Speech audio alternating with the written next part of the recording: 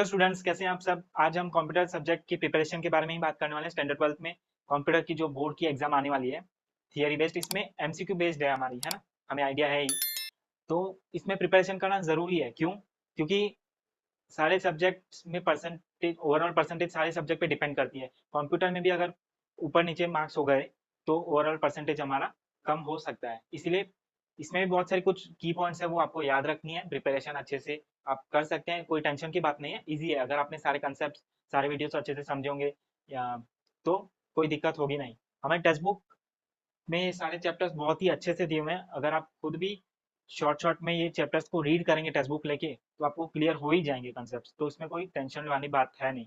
सिर्फ कुछ कुछ पॉइंट्स आपको ध्यान रखना है, ताकि आपकी जो एमसीक्यू की उधर आप एग्जाम अटेंड करेंगे तो वहाँ पे कोई दिक्कत ना हो आपको, बस इसीलिए। ठीक है, तो ये वीडियो में हम उसी के बारे में बात करेंगे। सारे चैप्टर्स को शॉर्ट में रिवाइज करेंगे, कुछ की पॉइंट्स हम ध्यान रखेंगे रिवीजन के लिए। और ओएमआर शीट जो आप उधर बोर्ड के एग्जाम में अटेंड करेंगे, कंप्यूटर एग्जाम में एमसीक्यू के आंसर जिसमें लिखेंगे, वो ओएमआर शीट जो होती है उसके रूल्स भी आपको ध्यान रखना है। क्योंकि आप सब कुछ प्रिपेयर करके जाओ, सारे चैप्टर सारे कंसेप्ट क्लियर करके जाओ, सारे फुल फॉर्म्स आपको याद हैं, सब कुछ आप क्लियर है। एमसीक्यू के क्वेश्चन बैंक की प्रिपरेशन भी आपने कर लिया है, लेकिन ओएमआर के रूल्स आपको ध्यान नहीं है, और उसमें अगर आपने मिस्टेक्स कर दी तो भी आपके बहुत सारे एमसीक्यूज गलत गिने जा सकते हैं। हाँ जी, क्योंकि ओएमआर की जो आंसर शीट होती है ना, वो एक मशीन चेक करती है, इंसान नहीं। बाकी सारे सब्जेक्ट की आपकी सप्लीमेंट्रीज या आंसर शीट्स ह्यूमन चेक करते हैं, इंसान। लेकिन ओएमआर शीट आपकी कंप्यूटर की एक मशीन चेक करती है, जिसमें इनकरेक्ट हो गया तो वो इनकरेक्ट ही गिना जाएगा। ओके, तो पहले ओएमआर के कुछ रूल्स आप ध्यान रख लीजिए, फिर मैं आपको ये कंसेप्ट बताता हूँ। ठीक है, ओएमआर शीट में आपको कुछ इस तरह से चार ऑप्शंस दिए होते हैं। हर एक क्वेश्चन के 100 क्वेश्चन होंगे, हमें पता है 100 मार्क्स के 100 क्वेश्चन, एक एमसीक्यू का 1 मार्क, है ना। तो ऐसे चार ऑप्शन होते हैं एमसीक्यू में, ए बी सी डी। ठीक है, उसमें से करेक्ट मेथड ये है, इनकरेक्ट मैं बताता हूँ। करेक्ट मतलब पूरा फिल करना है, जो ऑप्शन है उसको पूरा डार्क कर लेना है, थोड़ा सा भी बाहर नहीं जाना चाहिए। ठीक है, और थोड़ा सा भी खाली नहीं रहना चाहिए। अगर आप श्योर हो कि बी आंसर आएगा तो पूरा का पूरा फिल कर देना है हमें, कुछ खाली भी नहीं रहना चाहिए और थोड़ा सा भी बाहर भी नहीं जाना चाहिए। क्योंकि मशीन चेक करेगी थोड़ा सा बाहर होगा या थोड़ा सा इनकम्प्लीट होगा वो सर्कल, तो फिर वो आंसर इनकरेक्ट गिना जाएगा मशीन के थ्रू। ठीक है, और टिक मार्क भी नहीं करना। स्टूडेंट्स की मिस्टेक ऐसी कई बार होती है, बहुत सारे स्टूडेंट्स है ना सिर्फ टिक करके आ जाते हैं, तो टिक मार्क अलाउड नहीं है, वो गलत गिना जाएगा। या फिर पूरा फिल नहीं करते, या फिर कुछ दो तीन ऑप्शंस में कंफ्यूजन रहता है, तो एक एक आंसर को फिल कर लेते हैं, फिर उसको क्रॉस करके दूसरे को फिल करते हैं। तो ये गलत है आपकी। ये चीजें हमें नहीं करनी है उस एग्जाम में। ठीक है, क्योंकि मशीन चेक करेगी, इसमें से कोई भी चीज आप करते हो तो वो डायरेक्टली गलत हो जाती है। भले आप आंसर सही लिखते हो, लेकिन पहले आपने ऐसा कर दिया एक भी, तो फिर वो गलत ही गिना जाएगा। अगर आप 101% श्योर हो कि ऑप्शन यही है, तो फिर आप इसको करो। और एक और बात, कि बहुत सारे स्टूडेंट्स है ना ऐसा सोचते हैं कि अगर आंसर गलत हो तो पहले मतलब पेंसिल से कर लेते हैं। पहले सारे एमसीक्यू आप लोग पेंसिल से फिल कर लेते हो, उसके बाद आप अ, उसको इरेज करके या उसके ऊपर पेन से करते हो, तो वो गलत है। उसमें आपका टाइम ज़्यादा जा सकता है।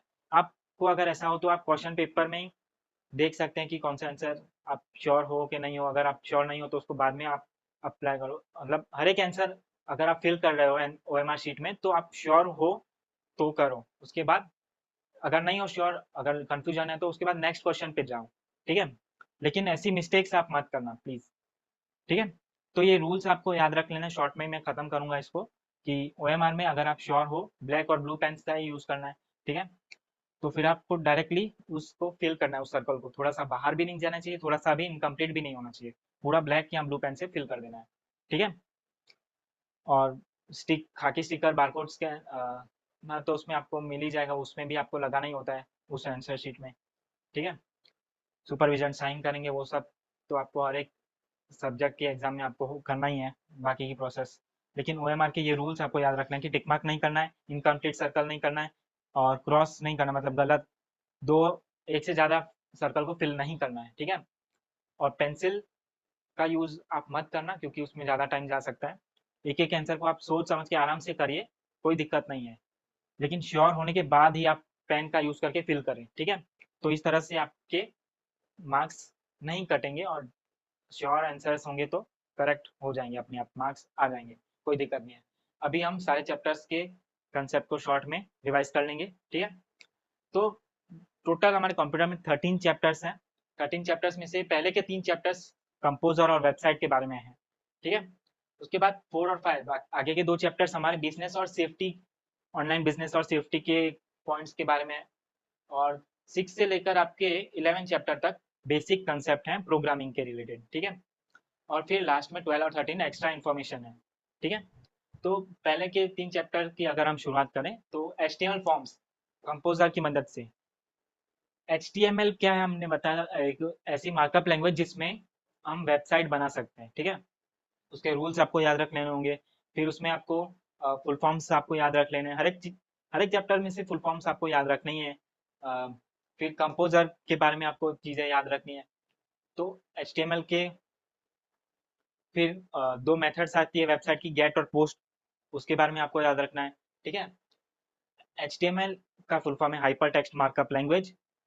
उसमें से हम फॉर्म बनाते हैं। फॉर्म क्या होता है, यूजर से इंफॉर्मेशन लेना हो, ठीक है। यूजर से इंफॉर्मेशन लेने के लिए वेबसाइट में HTML फॉर्म्स का यूज किया जाता है। जैसे लॉगिन और साइन अप या फिर रजिस्ट्रेशन फॉर्म आते हैं, है ना, तो उसकी इंफॉर्मेशन हम यूजर से लेते हैं। तो वो HTML फॉर्म्स, उसके बारे में गेट और पोस्ट मेथड है, चेकबॉक्स है, रेडियो बटन है, वो सारे की सारी चीजें आपको याद रखनी है इस फर्स्ट चैप्टर के लिए, ठीक है। उसके बाद सेकंड चैप्टर है CSS और जावास्क्रिप्ट का। CSS का फुल फॉर्म आता है कैस्केडिंग स्टाइल शीट, जो कि डिजाइनिंग के लिए यूज किया जाता है, फॉर्मेटिंग के लिए। आपने फॉर्म बना लिया वेबसाइट का यूज करके, कंपोजर कंपोजर एक ऐसा सॉफ्टवेयर है जिसमें आप डायरेक्टली वेबसाइट बना सकते हैं, वेब पेजेस बना सकते हैं। लेकिन उसमें ही CSS और जावास्क्रिप्ट भी हम कर सकते हैं। CSS फॉर्मेटिंग के लिए यूज होता है, डिजाइनिंग के लिए होता है, background colour, text colour, font की स्टाइल अलग अलग, उन सब के लिए CSS का यूज होता है, ठीक है। CSS के अंदर उसका सिंटैक्स क्या होता है, सिलेक्शन, डिक्लेरेशन क्या होता है, वो आपको याद रख लेना है। और जावास्क्रिप्ट एक वैलिडेशन स्क्रिप्टिंग लैंग्वेज है। वैलिडेशन मतलब कि चेक करता है कि ये फॉर्म में जो यूजर ने इंफॉर्मेशन भरी है वो सही है या नहीं, ठीक है। अगर पिन कोड मांगा गया है यूजर से, फॉर्म, ये तीनों चैप्टर में रजिस्ट्रेशन फॉर्म की बात है। तो जावास्क्रिप्ट में क्या होगा कि रजिस्ट्रेशन फॉर्म तो भर दिया, यूजर से इंफॉर्मेशन भर दी, यूजर ने वो फॉर्म फिल किया, लेकिन सबमिट करने पे वो इंफॉर्मेशन अगर गलत होती है तो यूजर को पता, एक अलर्ट मैसेज जाना चाहिए कि ये आपने बरोबर नहीं भरा है। तो पिन कोड, सपोज की पिन कोड यूजर फिल कर रहा है, तो पिन कोड का रूल है कि 6 डिजिट में होना चाहिए और 6 की 6 डिजिट नंबर में होनी चाहिए।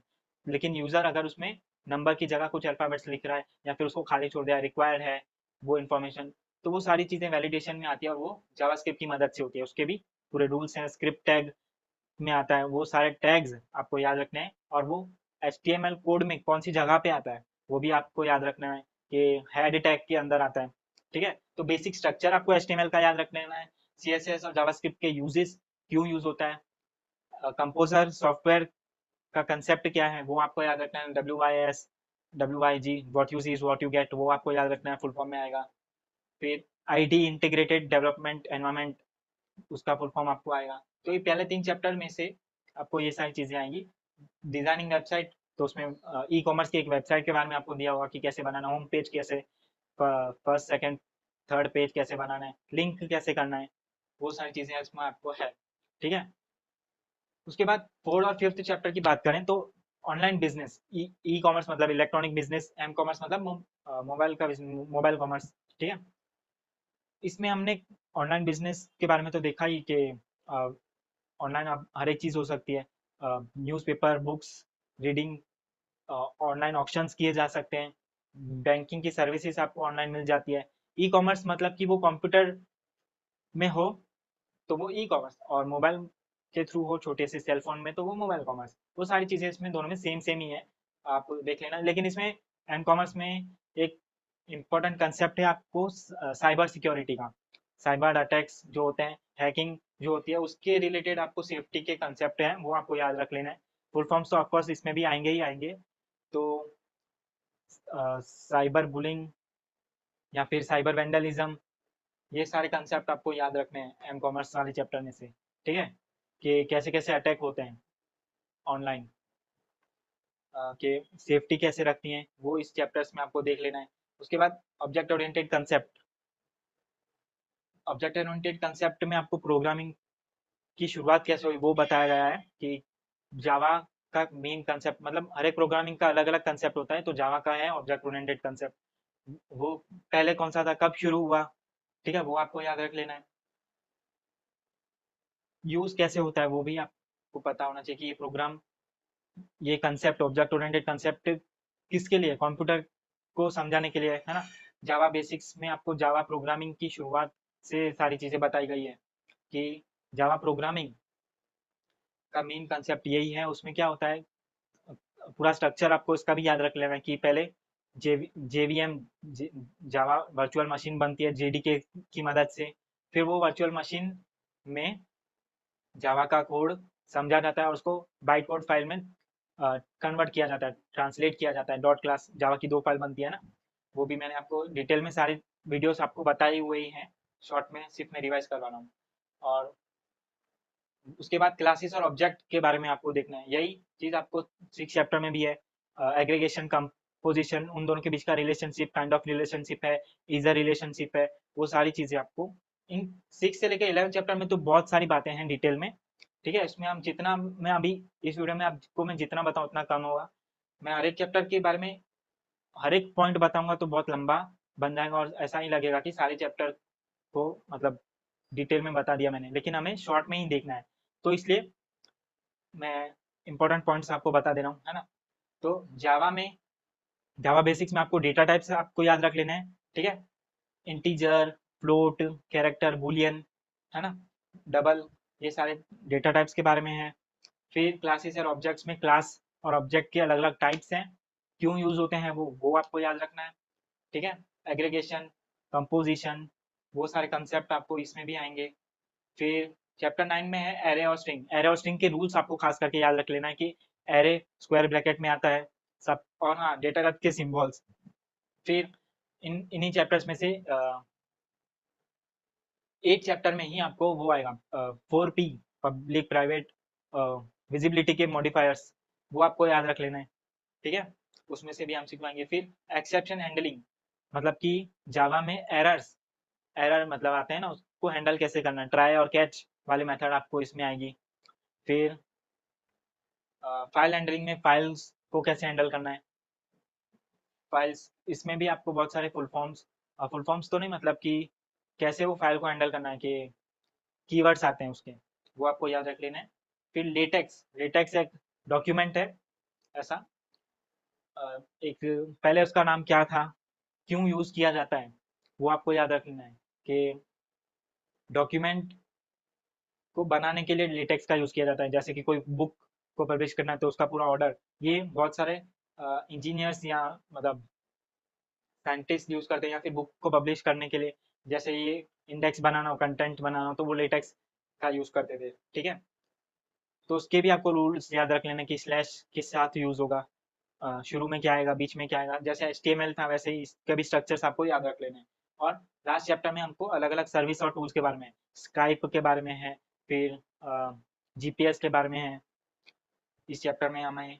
फिर एक और बहुत सारे, द आर सॉफ्टवेयर है। फिर एक स्क्रिप्टिंग लैंग्वेज एक और है इसमें भी, उसके भी थोड़े से की पॉइंट्स आपको याद रख लेने हैं। फॉर्मूलाज के लिए क्या यूज किया जाता है, सिंबल्स के लिए क्या यूज किया जाता है, वो सारी सर्विसेज आपको इस चैप्टर में मिल जाएगी, ठीक है। तो ये थे सारे चैप्टर्स जिसमें मैंने बता तो दिया कि किसमें क्या क्या है, लेकिन आपको डिटेल में कंसेप्ट, वो वीडियोस अगर आपने देखे होंगे तो आपको क्लियर हो ही जाएंगे। कंप्यूटर की एकदम अच्छे से प्रिपरेशन करनी है तो ये 4 पॉइंट्स हैं जरूरी। सारे कंसेप्ट आपको क्लियर हो गए होंगे अगर आपने अच्छे से सारे वीडियोस देखे होंगे, तो कंसेप्ट क्लियर हो गए। अगर वीडियोस नहीं भी देखे हैं तो शॉर्ट में फिर भी आप टेक्स्ट बुक को थोड़ा थोड़ा रीड करेंगे तो भी आपको क्लियर हो ही जाएगा, क्योंकि हमारी एजुकेशन सिस्टम को हम बहुत सारे लूप होल्स निकालते हैं, हमारे एजुकेशन सिस्टम की बहुत सारी गलतियां निकालते तो हैं, लेकिन हम अच्छी बातें नहीं देखते। हर एक कॉइन के 2 पहलू, हर एक सिक्के के 2 पहलू होते हैं ना, अच्छी बातें और बुरी बातें दोनों होती हैं। लेकिन हम सिर्फ लूप होल्स के बारे में देखते हैं, बुरी बातें ही देखते हैं, हमारे एजुकेशन सिस्टम में ये है, इसमें वो है, इसमें वो है। लेकिन अगर आप अच्छे से हमारी टेक्स्ट बुक्स को देखें ना, अगर आप अच्छे से आप हर एक सब्जेक्ट की टेक्स्ट बुक को ध्यान से देखें, तो बहुत ही अच्छी तरीके से हमें समझाया जाता है। स्टूडेंट भी अगर खुद पढ़ने बैठे तो टेक्स्ट बुक में से बहुत सारी चीजें अपने आप ही सीख सकता है। सेल्फ लर्निंग नाम की भी कोई चीज होती है ना, तो वो टेक्स्ट बुक में बहुत अच्छे से बताई गई है। कंसेप्ट आप क्लियर करना बहुत ज़रूरी है। फिर टेक्स्ट बुक में से हम क्या क्या देख सकते हैं, फुल फॉर्म्स, सारे फुल फॉर्म्स आपको टेक्स्ट बुक में से देखने हैं, पिंक पॉइंट्स हैं, पिंक टेबल्स हैं। अगर आप सारे चैप्टर्स को डिटेल में रीड नहीं करते हैं तो भी आप ये चीज़ें अगर आप अच्छे से देख लें तो भी आपके आधे से ज़्यादा मार्क्स तो आ ही जाएंगे। फुल फॉर्म्स देखने हैं, pink points, pink tables, points to be remember आपको अलग अलग दिए हुए हैं। फिर मीनिंग्स जहाँ जहाँ पे आपको दिखता है कि ये कंसेप्ट की ये मीनिंग यहाँ पे दी हुई है 2-3 सेंटेंसेस में ही, तो वो आपको बस पढ़ लेनी है और याद कर लेनी है। तो ये दो चीज़ें आप क्लियर हो जाती है तो आधा काम तो आपका यहीं पे ही खत्म हो जाता है। ठीक है, उसके बाद एमसीक्यू की क्वेश्चन बैंक्स के थ्रू ऑफकोर्स प्रैक्टिस तो करनी ही है। सिर्फ इतना दिमाग में रखने से कुछ नहीं होगा, प्रैक्टिस और रिविजन भी जरूरी है। ठीक है, मैं एक बार फिर से सारे चैप्टर के बारे में बता देता हूँ। पहले 3 चैप्टर में एचटीएमएल लैंग्वेज कंपोजर के बारे में, कंपोजर कौन सा सॉफ्टवेयर है, आईडी सॉफ्टवेयर है, उसका कंसेप्ट क्या है। इलेक्ट्रॉनिक कॉमर्स, मोबाइल कॉमर्स में आपको बिजनेस और सेफ्टी के बारे में है। फिर 6 से लेके 11 तक प्रोग्रामिंग के बारे में सारे कंसेप्ट हैं, बहुत सारे कंसेप्ट है, छोटे छोटे छोटे छोटे। डेटा टाइप्स, क्लासेस और objects, data abstraction, 4 main pillars मैंने बताए थे प्रोग्रामिंग के, एनकैप्सुलेशन, डेटा एब्स्ट्रैक्शन। ठीक है, वो सारी चीज़ें आपको याद रखनी होगी। जिसमें डेटा हाइड होता है उसके एग्जांपल्स भी मैंने बताए हुए हैं। हर एक कंसेप्ट को मैं यहाँ पे नहीं बता पाऊंगा, ठीक है, बहुत ज़्यादा लंबा वीडियो हो जाएगा। फिर चैप्टर 7 में जावा के बारे में डिटेल में बात की हुई है, सारे डेटा टाइप्स हैं, statements, if and else statement है। फिर क्लासेस ऑब्जेक्ट्स के बारे में डिटेल में बात की हुई है हमारे चैप्टर नंबर 8 में। एरे और स्ट्रिंग के रूल्स आपको ख्याल से याद रखने हैं क्योंकि वो सबसे सबसे इजी प्रोग्रामिंग के चैप्टर्स में अगर आपको देखना है तो एरे और स्ट्रिंग है। एरे और स्ट्रिंग का अगर आप ये चैप्टर नंबर 9 आपको क्लियर हो जाएगा तो अच्छे मार्क्स आपको मिल सकते हैं क्योंकि बहुत ही सिंपल रूल्स हैं इसके। ठीक है, कोई दिक्कत नहीं होगी आपको। और एक्सेप्शन मतलब कि एरर होते हैं, एक्सेप्शन और एरर में कंफ्यूज नहीं होना है, एक्सेप्शन और एरर दोनों सेम चीज़ें हैं। तो उसको हैंडल करने के लिए क्या क्या चीज़ें दी हुई है, ट्राई, कैच, फिर थ्रो स्टेटमेंट, ये चीज़ें आपको याद रखनी है। फाइल हैंडलिंग, फाइल को हैंडल कैसे करना है, कि फाइल डायरेक्टरी को कंप्रेस कैसे करना है, बहुत सारी फाइल्स को एक साथ फाइल बनाने के लिए कौन सा कंसेप्ट यूज होता है, डेटा कंप्रेशन क्यों यूज होता है। तो इसमें जितने किस लिए यूज होते हैं, क्यों यूज होते हैं, वो सारे कंसेप्ट आपको इसमें याद रखने जरूरी हैं। ठीक है, तो यहाँ पे ये प्रिपरेशन आप अगर इस तरह से करेंगे तो बहुत इजीली हो जाएगा। सिर्फ कंसेप्ट आपको याद रखना है, कोई दिक्कत नहीं होगी। और ओएमआर के ये रूल्स खास करके याद रखना है एग्जाम के दिन, कि ये गलतियां नहीं करनी है। क्वेश्चन बैंक की प्रैक्टिस के लिए आपको पीडीएफ चाहिए, एमसीक्यू बहुत सारे, तो आपको पीडीएफ की लिंक डिस्क्रिप्शन में मिल जाएगी, आप चेकआउट कर लेना और प्रिपरेशन शुरू कर देना। ठीक है, कोई दिक्कत नहीं होगी, आपकी एग्जाम बहुत अच्छी जाएगी। ठीक है, ऑल द बेस्ट।